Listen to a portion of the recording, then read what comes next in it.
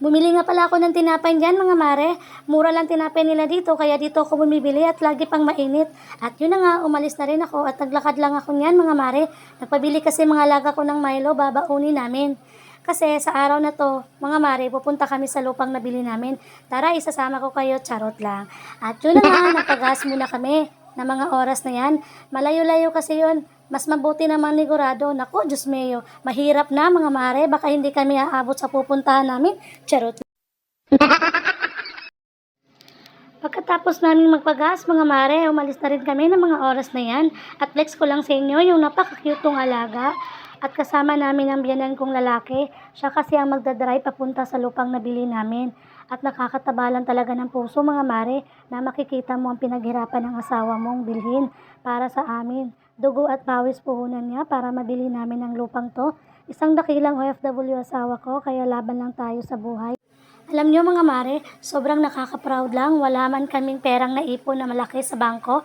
At least may naipundar man kami. Charot. Wow! At yun na nga, malapit na kami. Ang kagandahan lang dito sa nabili naming lupa. Kasi sementado yung daan, hindi na talaga kami mahihirapan. Diyos ko, kahit araw-araw kang pupunta dito, di ka talaga magsasawa at sobrang lamig dito. Hindi mo na kailangan ng electric fan or aircon kasi sobra pa sa aircon ang lamig. Sobrang nag-enjoy talaga kami ng mga alaga ko dito. Kaya sabi ko sa sarili ko, kung may pera lang ako ngayon, gusto ko magpatayo na ng bahay dito para kung gusto namin magpalamig or pangtanggal stress ba, charot. Maganda talaga dito, magmuni-muni. At sobrang saya talaga ng puso ko niyan mga mare. Tanaw ko na kasi yung lupang nabili namin. Overlooking kasi siya. Kaya tanaw na tanaw ko siya dito sa malayo. At yun na nga, tumirik yung sinakyan namin. Buti na lang, konti na lang, nilakad na lang namin ng mga alaga ko. Diyos ko, sobrang init. Magsisiga pa naman kami ngayon ng mga damo. Kasi pinalagyan na namin yan ng chemicals, pampatay ng damo. Kaya medyo tuyo na siya. Kaya ngayon, ang araw na to, susunugin namin ang mga patay na damo. Kasi plano kasi namin na tataniman namin ng prutas, ang gilid-gilid. Para naman, pagpunta namin ulit dito, ay may mahaharvest na kami. At pagkarating nga namin dito, walang tao sa bahay nila Ninong. Kaya while hinihintay namin siya, nagluto muna kami ng lunch namin bago namin sisimulan ng trabaho kasi baka gugutumin to mga alaga ko. Almost 12 o'clock na nga ng mga oras na yan, kaya gutom na talaga mga person. Nagsimula nang ihawin ng biyanan ko yung isda. Sobrang na-enjoy ko talaga mga oras na yan kasi kasama ko mga alaga ko. Wow! So ayan na nga, kain tayo. Simpleng ulam lang mga mare pero sobrang sarap pagkasama mo pamilya mo. Pagkatapos namin kumain, naglibot-libot muna kami sa likod bahay nila Ninong. Ito nga pala, sobrang chill lang ng mga alaga ko sa gilid. Napaka-presko kasi ng hangin dito. Wala ka talagang maamoy na usok. Di tulad sa syudad, mabaho, gawa ng usok ng sasakyan. At amoy ng mga baboy, di tulad dito, sobrang napaka-presko talaga. Kung pwede pa lang talaga, hindi na kami uuwi. Charot. Ubo naman naging... Ako ba? Naman ka nasugbat ah. Tabang Ano ba? Talawan, gidagan. Tabang. Uy, ang... Nara akong mga alaga. Grabe ka badlungon. Tiya, dili ka ba? Dili ka badlungon. Itakulad ko ni ate. Sige na. Ito ang bakba. Gina. Tapos dali ka ni record pa. Oo. Record on ta. Oo. Tawang niyo ta humok kayo. Ano ni gabi na? At yun na nga, nagsimula na nga kami sa pagsisiga. Sobrang dali lang namang bunutin ng mga damo. Nawalan talaga ako sa mga alaga ko niyan ng mga oras na yan, mga mare. Sobrang init ng mga oras na yan. Gusto talaga nilang tumulong kahit anong pilit ko na wag na. Sige pa rin to mga batang to. Parang hindi naiinitan. At lalo na tong bunso ko, umiiyak pag iniiwan namin sa kabilang bahay. Kinaninong, ayaw din paawat. At pangiti-ngiti lang talaga to. Sobrang nag-i-enjoy at halata naman nag-i-enjoy tong cute na batang to.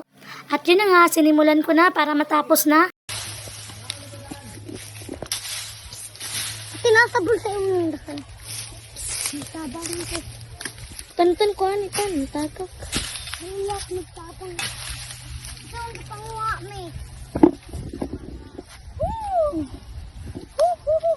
Okay na. Tan, kabalo na ka dito. Ginya dito. Hello guys, man yung yuta guys. So, init pa kaayo. Naglibog ko. Ang saan nila mo paglapog ron. Basta ang daghana pa makisagbot.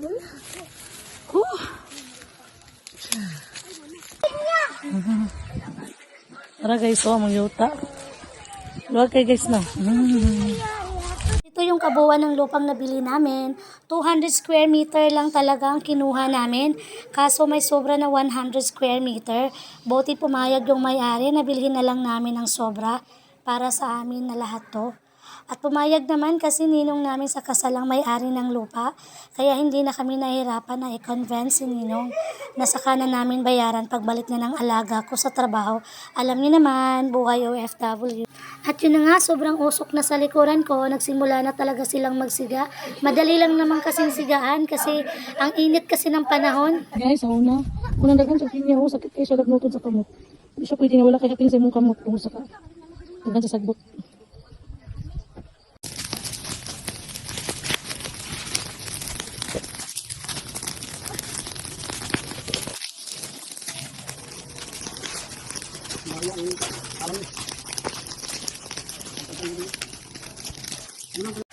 Hi! Hi! Hi! Hawan-hawan na gid siya guys. Di pang sunog na namo.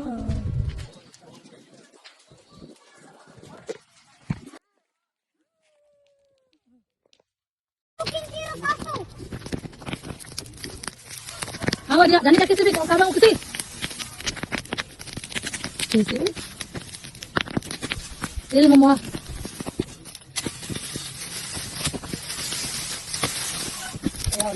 At sobrang lakas pa ng hangin. Para mo trabaho nani kung litson mo ba? Litson ba? Diyan ko tanong sa lamisa basta. Ngarahan kita mo trabaho. Oh. Ito na. Abangin sa ninyo. Ayanin mga on. Hulot din sa butit. Ikaw raw nga. Aon na yun baguman. Pasakan gini mo eh. Nagiging ka. Fast forward tayo, pagkatapos namin dumaan kami sa farm na ninong at ang dami niyang tanim na pechay at ang tataba pa, sobrang na-amaze talaga ako sa ganda ng mga pechay. At yun nga, humingi kami ni ninong ng kapayas para gulayin at kumuha na kami ng sili. Binigyan kami ni ninong ng pechay at sobrang tuwa talaga ako ng mga oras na yan kasi ulam na yan, tipid-tipid ba? Ganun. O siya, hanggang dito na lang. Bye!